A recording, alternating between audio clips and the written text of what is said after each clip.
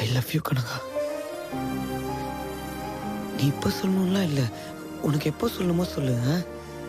ஆனா நான் உண்மையாலே கனகா நான் பேசுறது உனக்கு கேட்கல. பார்த்ததே இல்ல பிரவீன். எதை வச்சு பிரவீன் சொல்ற?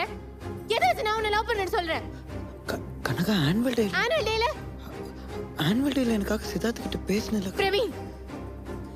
அது ஜஸ்ட் ஃப்ரெண்ட்ஷிப், அவ்வளவுதான். நீ ஏதாச்சும் தப்பா புரிஞ்சுக்கிட்டேன்னா அதுக்கு நான் எதுவும் பண்ண முடியாது. உனக்கும் எனக்கும் செட்டே ஆகாது பிரவீன். நான் சத்தியமா இது உங்ககிட்ட எக்ஸ்பெக்ட் பண்ணல.